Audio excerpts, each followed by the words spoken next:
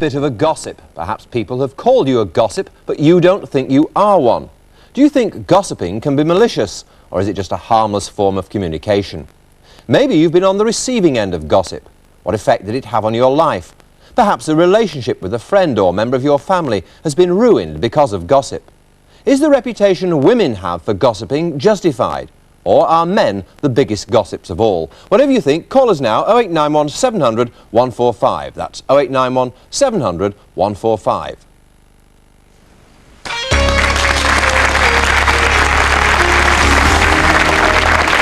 Hello again, welcome back to Nottingham. Do it once more for us, will you, Errol? Yes, this is Errol. This is what Errol has very boldly been wearing. Thank you. Sit yourself down, Errol. As I said earlier, we did take Errol out into the streets of Nottingham yesterday to see what the good folk of this city made of a fella in a skirt, and this is how it went.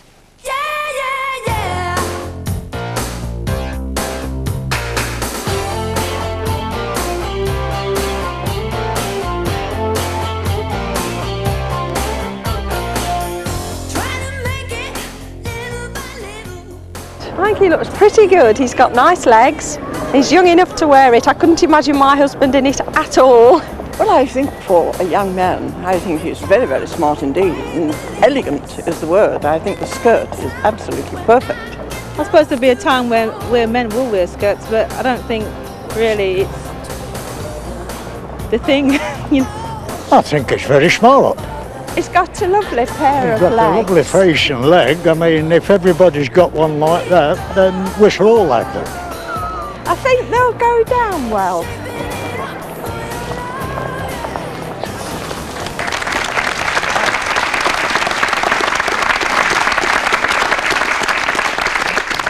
I think she fancied you, Errol. Anyway, how was it for you, as they say? How do you feel walking around Nottingham in a skirt? Initially it felt really uncomfortable, but after a while I got used to the feel of it. Dare I say that? Yes. Yeah. I mean, did you almost forget you were wearing it? Yeah, until there was a sudden gust of wind. Yes. I suppose it helped a little bit in that it was a plain grey colour. Well, yeah, it was a nice subtle colour. I mean, if it had been, say, bright red or yellow or whatever, it would have been more noticeable, and I don't think I would have worn it. Well, I mean, we're doing this because I am told, and I can barely believe it, very fashionable places are selling skirts for fellas. Jonathan Ross was pictured in the paper wearing one a few days ago. They are going down, yeah? I mean, it's the latest trend. Yeah. I mean, whether it'll catch on all over, I don't know, but... Would you keep it if you had the chance? This is not an offer. No, no, you wouldn't. No. Now we've got some chaps here. I mean, you're in kilts. You wear, as it were, skirts all the time. Yeah. These are not skirts. That's a kilt. Yes. That's a distinction. This young man has a kilt on back to front. Yes. the apron part should be at the front. But this is a traditional... Just stand up for us, will you? Come out here, just show us what you've got on. Yeah, because these are lovely, of course. Now, do you chaps, I have to say, I know people are always asking in Scotland, do you chaps just feel a little bit embarrassed walking around like that? Well, we walk about in Nottingham in this on occasions. We're members of Beast and Pipe Band for a start. Yeah. And we... So it's no bother to you? We parade in... What do you think about the idea of fellas wearing more conventional skirts? Well, if women wear trousers, why shouldn't we? Well, that's a good point. Good point. Yes. Really. What? You recruit people, right? You're in the. Yes. If a fella turned up for a job looking like Errol, what would you say? Not a lot. Would you take him on? I would certainly interview him. I work for Alfred Marks, so we recruit on behalf of our clients. We would obviously ask them about their dress code, and we'd have to inform applicants about that. If it was appropriate for the job, then that would certainly be fine. OK, if it's the kind of job where people had a fairly relaxed attitude about clothes, yes, OK. Hands up all the fellas who'd wear one of these. Yes? Like, convention won't let me. Yeah, if I went into my town centre with a skirt on like that, I'd get victimised. Yeah. Who wouldn't be seen dead in one, right? Anybody wouldn't be... You wouldn't be seen dead. Why not? If women wear trousers, why shouldn't men wear skirts? Well, I accept that sort of point of view, but it's... the stereotype image of a male is that they can't wear a skirt. Yeah, so you go along with that. Who else wouldn't wear one? You wouldn't be seen dead in one. No, listen, right, I dress in black, right, because my people are dying in the mud, okay? I'm not a joker. I don't joke. Well, now you got. This is racism going on. You got models here Three white boys there, dressed nice, and you put my black brother in a dress, walking around town. No, hang on. Right? I'm sorry. I'm My not. Listen, people's I'm in the not mud. buying that for a single second. No, I'm not entering a you discussion. put what you want. I'm not entering a My discussion. people's in the mud. Yeah. We're catching Well- fire. I came here to talk about Well, racism. you're not at our invitation. You didn't, Yes, friend. I talked about No, you it. didn't. Right, I got But- some. You want to block everything. Okay. You got this guy here, right here. Fellas. Loony, a loony guy. You got my brother over there in a skirt. All I'm saying is this, right? Our people are dying. The reason why I'm wearing black, right, is because my people are down in the mud. Okay. Right? Your people are keeping us down there. All I have to do, any chance I get, I have to tell my people, because all the black people are listening and watching, and they're watching this. Okay, and they've heard you. And I got to tell And they've my heard people you. this. And I'm going to tell you this. Now, This is the program fact. is Now, about the fact. fashion. Yeah. This program is about This is fashion. what I'm telling you. We'll why I'm do wearing lots this. of programs This is what about I'm telling racism, you. and I'm going to go away, and the microphones will not be on you, and you can talk to your heart's content. I'm very grateful to you for coming along. Thank you for making your statement. Thank you for making All a you want to do statement. is talk On about another these jokers. occasion. You people are just dealing with fancy dress. I'm not Okay. a joker. I'm not a joker. Fine. My people catching Okay. fire. I'm a soldier. Okay, you've made your statement. Thanks very much indeed. Okay, you've got a fashion-conscious fella. You don't know who you are, my brother. You're Yes. not making these people put. The reason why I'm wearing this is because I'm an Don't experienced enter. model. Don't enter the discussion. Thank you. You've made your point. Thank you very much indeed. We're talking about fashion-conscious fellas. Yeah. You've got one, yes? Have we top that one? Yeah. Okay. Yeah. We're not going to even try to top that. Tell us about it. What sort of things does he buy? How much does he spend on clothes? He spends an absolute fortune on clothes. If it's not a designer label, he won't wear them. Yeah. Whether it be jeans. Thank you very much. Okay, fellas, you're now going to be evicted, fellas. I'm sorry. I'm sorry. Look, I'm sorry. Chaps. Just hold that with him. Look, fellas. Security, will you take him out, fellas? We don't care about this. Anybody puts their hands on me, I'm going to have the law. I'm not putting my hands on you, Right? fellas. Nobody's touching me. Yeah. Nobody's touching me. No, fellas. Escort out, please. I'm asking you. I'm asking you. Look at this. Man, because you're talking foolishness. No. It's not about foolishness. Fashion. People are getting. Kids are getting hooked on drugs. Fellas. Given drugs. Fellas, I'm now asking you. No, kids are being given drugs. I am now asking you.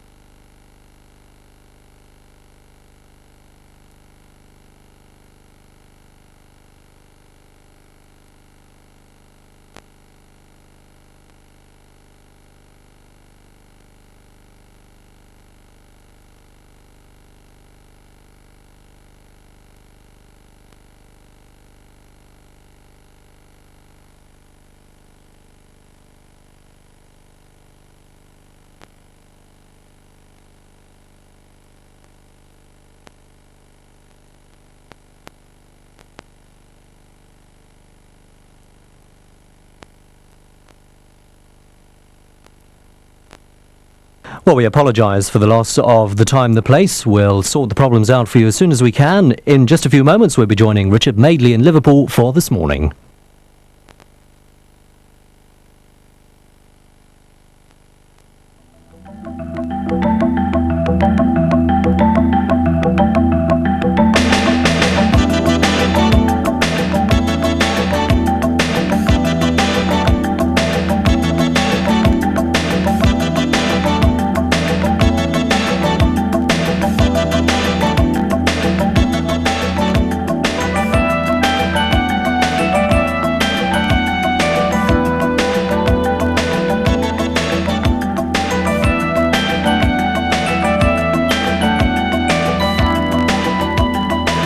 Well, now I'm very pleased to say we can join Richard Madeley in Liverpool for Friday's edition of This Morning.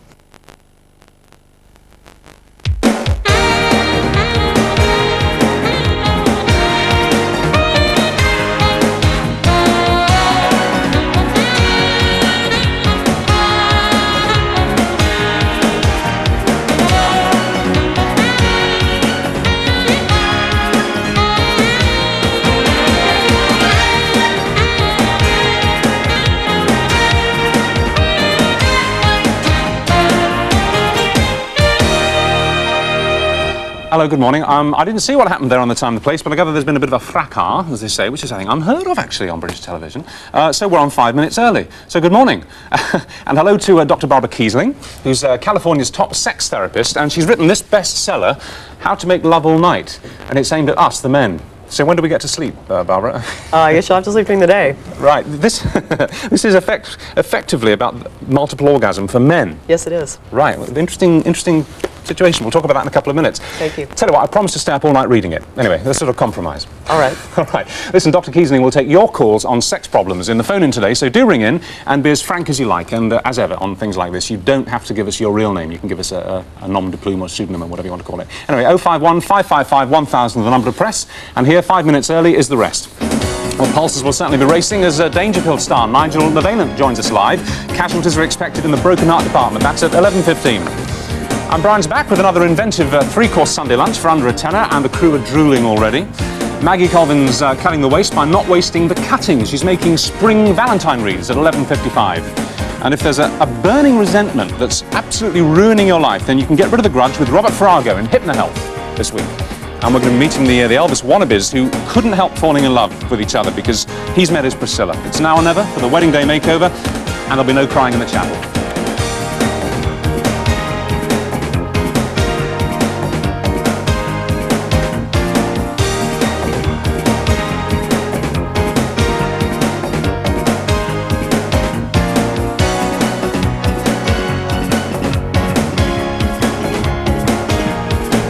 Funny going on air early, Barbara. It feels like getting in the shower with your clothes on. You know, it's not quite ready. Listen, before we go on, is he gone? Is he gone? Has he? Yeah, he's gone, right. We've inveigled Brian Turner out of the studio on a pretext. You might remember that last week we asked Brian if he'd been inspired to become a chef by his mother's cooking, and this is what he said. Was your mother the cook in the family? Sadly, my mother used to put everything in the oven and take it out 6 years later, but it was so tasty, and if you hadn't got good teeth, it didn't matter. Well, listen, he's had his dad on the phone giving him an earful. His Auntie Betty has written a letter, and Auntie Betty never writes letters.